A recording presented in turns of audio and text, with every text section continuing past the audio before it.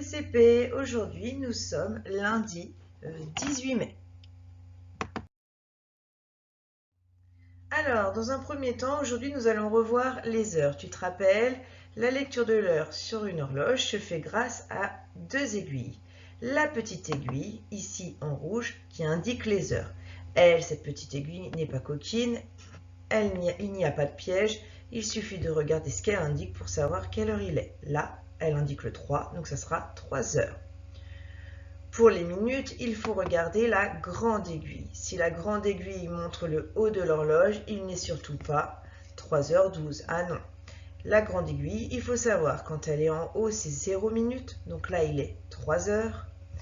Mais quand elle indique le bas, c'est-à-dire le 6, il n'est pas 3h06, non, mais 3h30. Ou on dit 3h30. Alors maintenant, je t'invite à faire pause sur la vidéo, à imprimer l'exercice que je t'ai préparé sur Benelux, puis tu reviens pour la correction. À tout de suite. Alors, c'est parti pour notre première horloge. Quelle heure as-tu trouvé? Donc, pas de piège pour l'heure.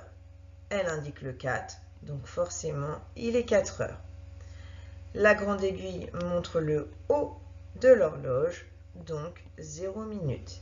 Il est 4 heures et 0 minutes. Deuxième horloge, la petite aiguille indique le 2, donc 2 heures. La grande aiguille toujours en haut, donc 0 minutes. Dernière horloge de cette ligne, la petite aiguille indique le 9 heures. Hop. Et toujours 0 minutes. On passe à la deuxième ligne. La petite aiguille indique le 11, donc il est 11 heures. La grande aiguille est en haut, donc 0 minutes.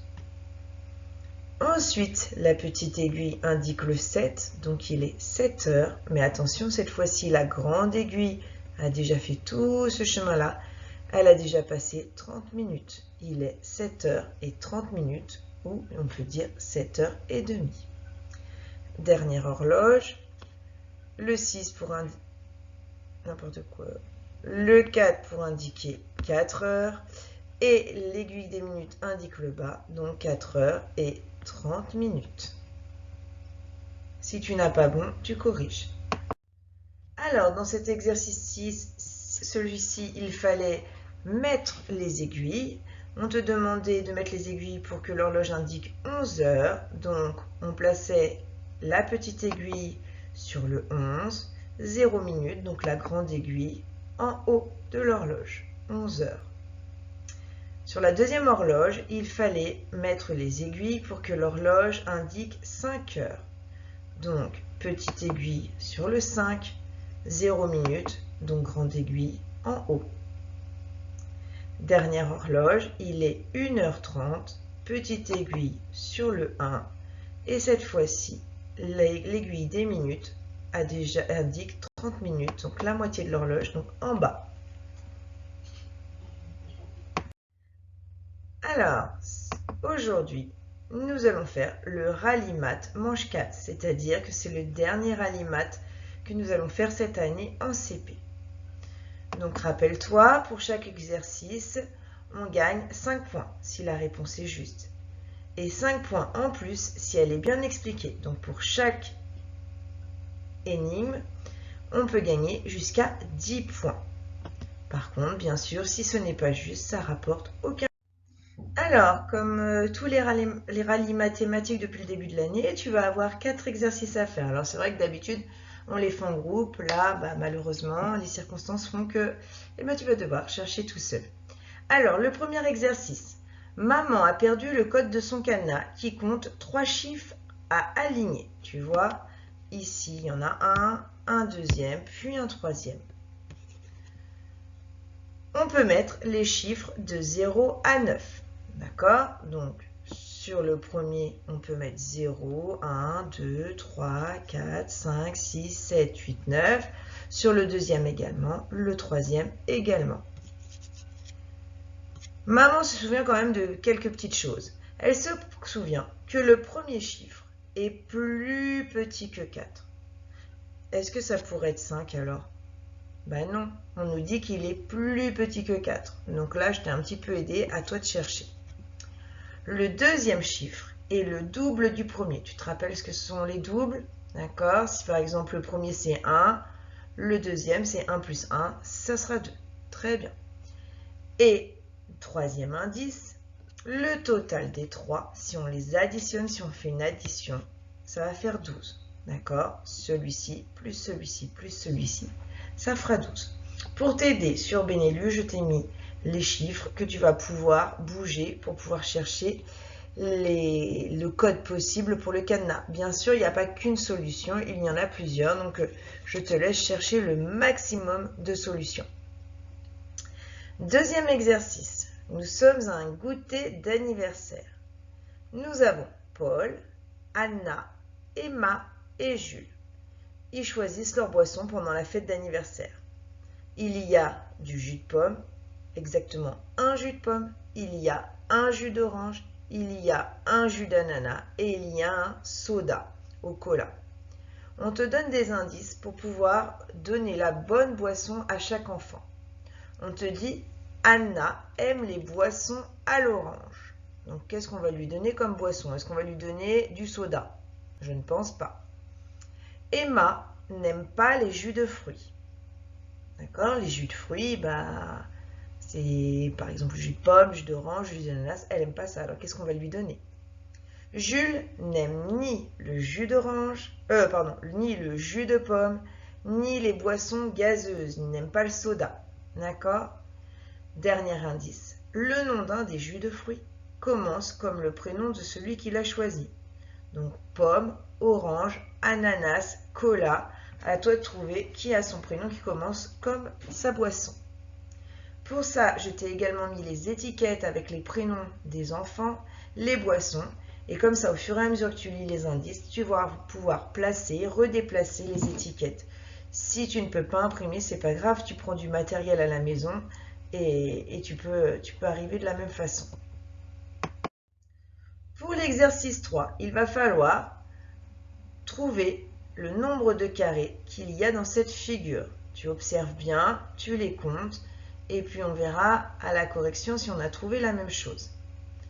Et puis pour le dernier exercice, c'est une question de plantation.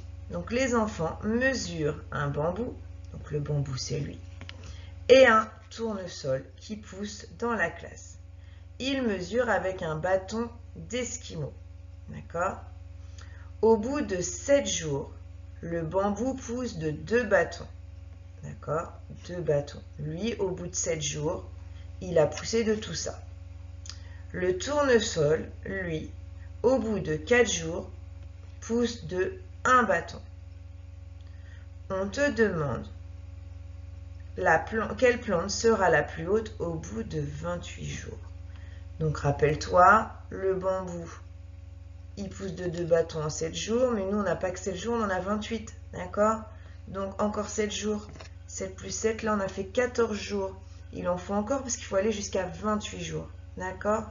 Le tournesol, lui, pousse d'un bâton en 4 jours. Donc de 2 bâtons en 4 plus 4 en 8 jours. Et puis encore de 4 bâtons en 8 plus 4, etc. Donc je te laisse chercher, pareil. Pas besoin d'imprimer le matériel, mais si tu as besoin, je t'ai mis des barres pour représenter les bâtons d'esquimaux. Donc je te laisse faire ce travail, pas d'inquiétude, ça prend du temps. Tu peux arrêter la vidéo et tu reviendras quand tu auras terminé pour la correction.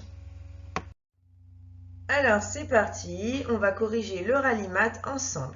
Premier exercice, il fallait chercher le code du cadenas de maman. Ce code comporte 3 chiffres. Ces chiffres sont compris entre 0 et 9. On nous a donné des indices. Premier indice, le premier chiffre est plus petit que 4. Donc le premier chiffre, ça peut être 0, 1, 2 ou 3. Ça ne peut pas être 4, 5, 6, 7, 8 ou 9, puisque mon chiffre doit être plus petit que 4. Ça, c'est pour le premier indice. Le deuxième indice. Le deuxième chiffre est le double du premier. Donc si mon premier c'est 0, le double de 0, 0 plus 0 égale 0. Mais on me dit que le total des chiffres fait 12. Donc si j'ai 0 plus 0, est-ce que je vais pouvoir mettre 12 au troisième? Et non, je ne peux pas mettre 12. Le maximum que l'on puisse mettre, c'est 9. Donc là, cette combinaison n'est pas possible. On ne peut pas mettre les 0 et le 9. Si je choisis, donc on a dit, on ne peut pas prendre cela. Si je choisis le 1, le double de 1, 1 plus 1, 2. Si je veux respecter ce troisième indice, c'est-à-dire que 1 plus 2 plus le troisième, ça doit faire 12. 1 plus 2, 3, pour aller jusqu'à 12. Alors à ce moment-là, mon troisième nombre sera 9. On est d'accord? 1 plus 2, 3, plus 9 égale 12. Donc là, on vient de trouver une première combinaison possible, le 129. On continue.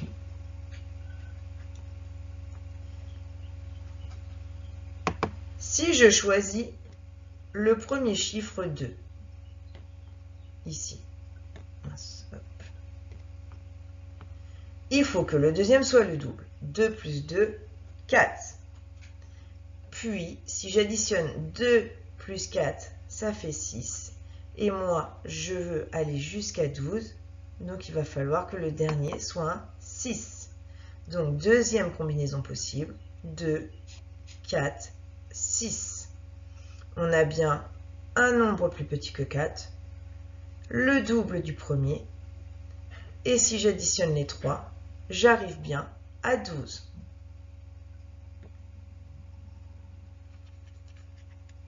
On continue.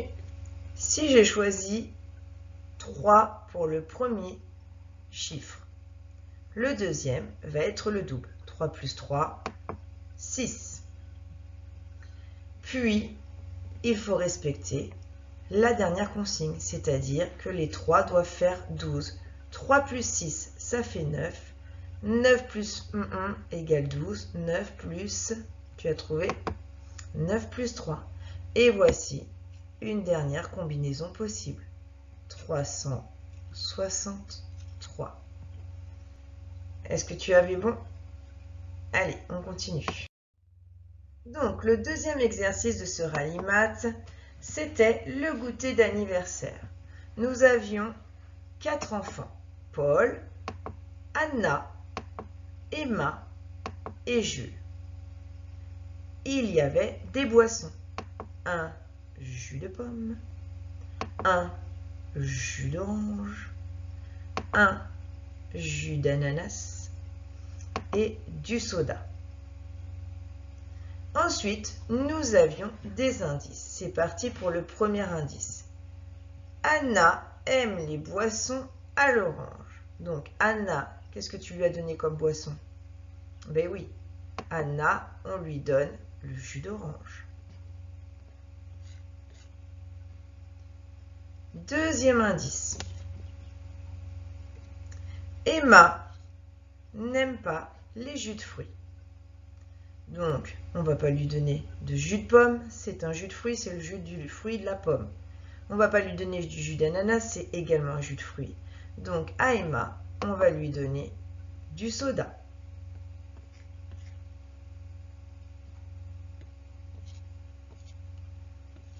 Ensuite, indice suivant. Jules n'aime ni le jus de pomme, ni les boissons gazeuses. Comme il nous restait que 2 boissons, on ne va pas lui donner le jus de pomme puisqu'il n'aime pas ça. On va lui donner le jus d'ananas puisque le jus d'orange est déjà pris par Anna. On vérifie pour le dernier. Le nom du jus de fruit commence par le prénom de celui qui l'a choisi. Pomme et Paul, ça commence tous les deux par un P, donc Paul aura le jus de pomme.